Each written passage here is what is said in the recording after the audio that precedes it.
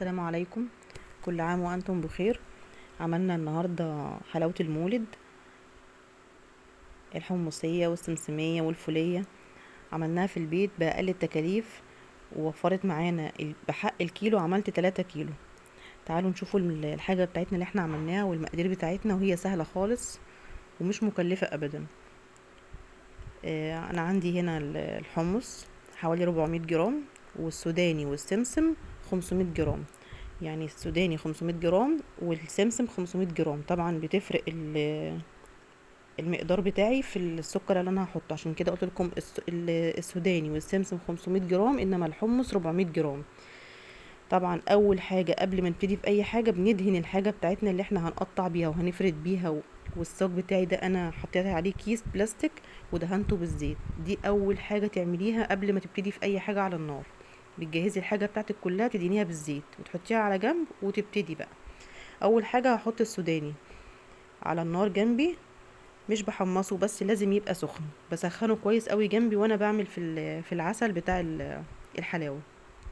طبعا ال 500 جرام هياخدوا معايا كوبايه وربع سكر، كوبايه وربع سكر، وهحط عليهم ربع كوبايه ميه وحوالي معلقتين ميه تاني. بس دي المقدار السودانيه او الفوليه. يبقى انا حطيت كوبايه وربع سكر، وحطيت ربع كوبايه ميه ومعلقتين ميه. السوداني جنبي بقلب فيه، لازم يسخن كويس عشان لما يتحط على العسل وهو سخن الاتنين يندمجوا مع بعض. انما لو السوداني بارد والعسل عندي سخن، السكر هيقفش ومش هعرف اقلبه، هينشف معايا بسرعة. فلازم الاتنين يبقوا سخنين. فانا جنبي وانا بعمل في العسل بتاع الحلاوة لازم اكون بسخن في المكسرات بتاعتي ايا كانت بقى، سوداني حمص سمسم، لازم يسخن كويس. طبعا ما تغفليش عنها عشان ممكن تتلسع منك، فانت على طول تداومي التقليب فيها، ايدك هنا وايد هنا وايد هنا. هنا في طبق فيه ميه ساقعه، فانا باخد حوالي يعني نقطه كده مثلا من العسل وبحطها فيها وبجربها. لازم لما احط العسل ده في الميه يتكسر معايا. اول ما يتكسر معايا يبقى انا كده خلاص وصلت لل... الوقت المطلوب، او وصلت اللي انا عايزاه من السكر بتاعي ده. خلاص كده كده تمام اهي. بصي اتكسرت معايا يبقى انا كده خلاص تمام. هحط لها بقى ربع معلقه كربوناتو او بيكربوناتو، ربع معلقه بيكربوناتو صوديوم. بتفور معاكي وبتعمل فوم كده، وتنزلي عليها بالسوداني السخن على طول. تقلبي بسرعه في اللحظه دي، انت لازم تبقي سريعه، تبقي سريعه يعني سريعه سريعه، يعني ما تغفليش عنها عشان ما تقفش وتجمد معاكي على طول. بنقلبها على الكيس النايلون اللي احنا حاطينه ودهنينه بالزيت، وبفردها على طول بالفرده بتاعتي. طبعا هي بتبقى سخنه قوي، انا حاولت ان انا احط ايدي فيها وانا بفردها بس كانت سخنه ما قدرتش اتحملها الصراحه. فانت تحاولي انك انت تفرديها بسرعه برضو علشان ما تجمدش معاكي على طول. احنا كمان اللي مساعدنا ان الايام دي الجو حر، فمش هتجمد معاكي على طول، هتساعدك ان انت هتعرفي تفرديها. انا بدوس عليها فوق الكيس وسخنه سخنه سخنه يعني. فهتحاولي تسويها على قد ما تقدري، وبعد كده هتقطعيها بقى بالحجم اللي يناسبك او اللي انت عايزاه. تقطعيها مكعبات براحتك، مربعات براحتك، تقطعيها زي ما انا بقطعها كده، طولي كده زي ما انت عايزه. انا عملتها زي اللي بنشتريها الجاهزه بالظبط. طبعا هي احلى من الجاهزه 100 مره. اولا حاجه نظيفه، انتي حاجتك نظيفه اللي انتي بتعملي فيها، كل حاجه بتعمليها انتي غسلاها وحاجه كويسه ومضمونه وواثقه منها، وكمان بتوفري كتير. الحمصيه نفس الكلام برضو، ونفس التكنيك بتاع السوداني بالظبط او الفوليه نفسها بالظبط. بس الحمص ده 400 جرام، فانا حطيت كوبايه سكر وربع كوبايه ميه بس. كوبايه سكر وربع كوبايه ميه بس. برضو اول ما خلاص العسل جهز معايا نزلت عليه بالكربونات زي ما شفتوا، برضو حطيت الحمص ونزلت على طول في الصاج. برضو لازم يبقى مدهون على طول معايا زيت، وايدي تبقى سريعه وانا بفرد في الحمص بتاعي او ايا كان نوع من اللي انا بعمله. لازم تبقى ايدي سريعه وانا بفرده عشان ما يجمدش معايا بسرعه. تحاولي تسويها على قد ما تقدري، سويها عشان ما تهدريش ياما يعني فيها. كده كده احنا اللي هناكلها يعني، مفيش حد غريب، بس برضو الشكل مطلوب. خلاص كده انا هبدأ اقطع. برضو الحجم اللي يعجبك قطعيه.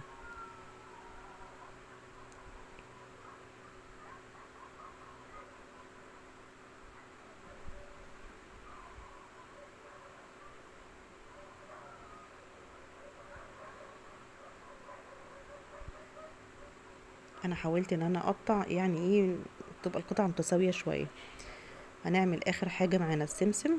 طبعا السمسم عشان خفيف فبيبقى بيعمل كمية كبيرة.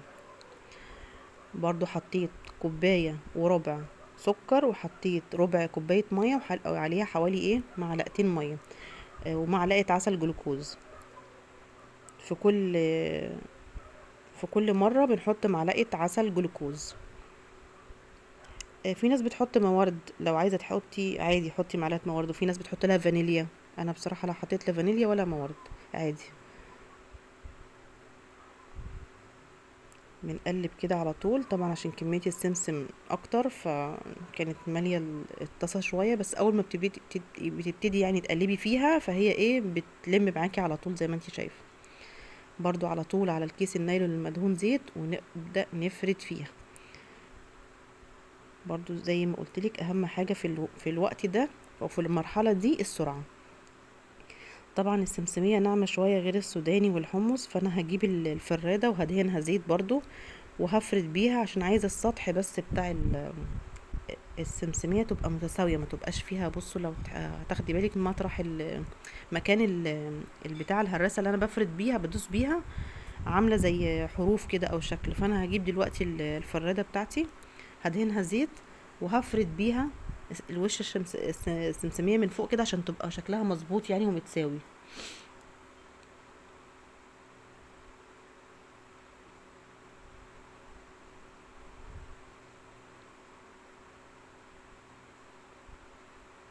بصوا اتظبطت ازاي، اتساوت ازاي الشكل بتاعها. هبدأ برضو اقطعها.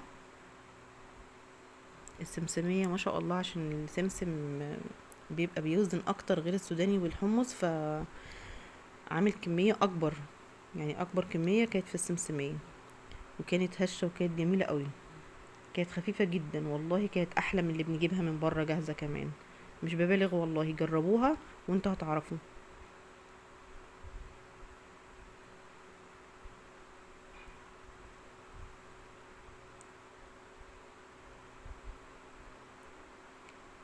سعر الحلاوة دلوقتي في السوق يعني المتوسط ب150 جنيه الكيلو. طب احنا عملنا بال150 جنيه دي، عملنا منها حوالي 3 كيلو، يبقى وفرنا ولا موفرناش؟ وحاجة نظيفة ومعمولة في البيت ومضمونة وطازة، معمولة على طول طازة، غير هما في المحلات بيعملوها من فترة،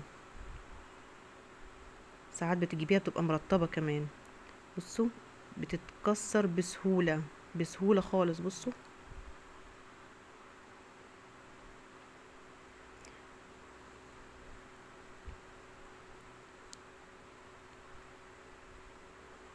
بصوا وادي السمسمية. بصوا بجد جميلة جميلة وطعمها حلو قوي.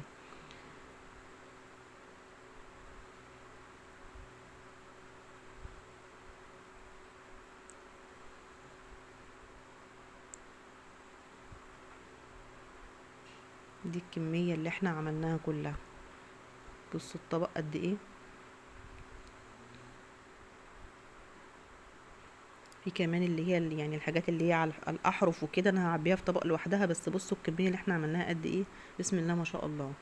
واللي في الطبق ده اللي انا قلت لكم عليه، جربوها في البيت واعملوها والله ما هتندموا وهتوفروا كتير. وكل عام وانتم بخير.